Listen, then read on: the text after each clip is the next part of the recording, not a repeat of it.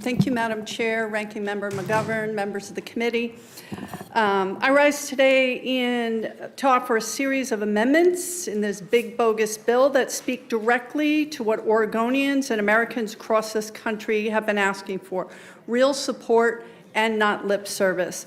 I represent a district in Oregon, district made up of working people, small business owners, students, and rural communities who are tired of just barely scraping by. So that's what I'm focused on.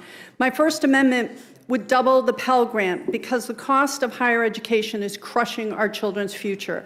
A generation ago, when I went to college, a Pell Grant could cover most of a four-year public college education. And now, students are saddled with tens of thousands of dollars in debt before they even start a family or buy a home. And it's not just an education issue, it is a workforce issue. It's a kitchen table issue. We need to make good on our promise to the next generation. If you work hard and want to better yourself, you should have that opportunity.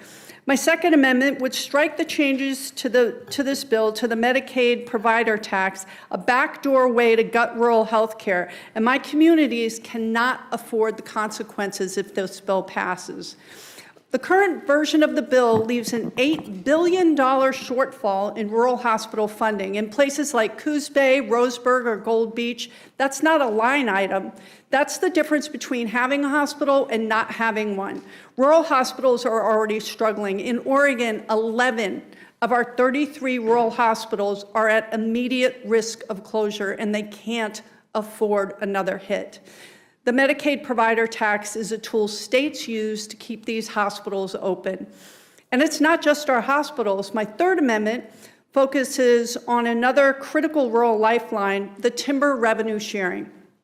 This bill would gut payments that counties receive from timber receipts, funds they rely on for schools, public safety, and basic services.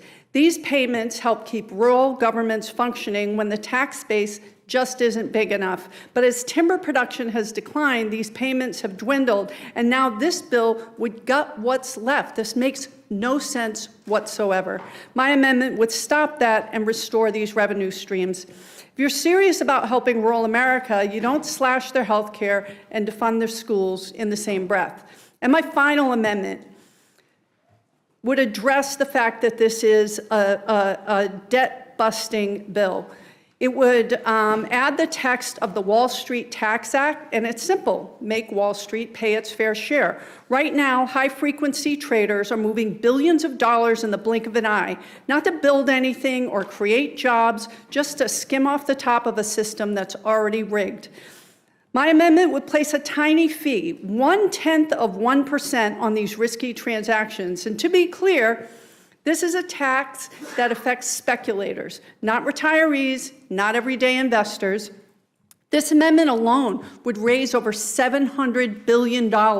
That's enough to fund Pell Grants, support rural hospitals, and more, while not blowing a giant hole in the deficit. Let me close with this. I don't just represent families like this. This is the kind of family that I come from. And if you took this bill at face value, you'd think that the average working American is looking for a handout. We don't need to be taught the value of work by a bunch of career politicians who've never missed a paycheck or had to choose between paying their rent and paying for food.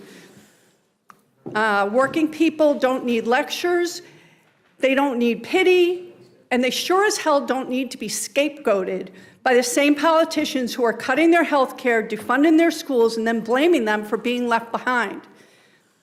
My constituents and the people across this country, they want work. They want to provide for their families, and they want a fair shake, and they don't want to be kicked while they're down.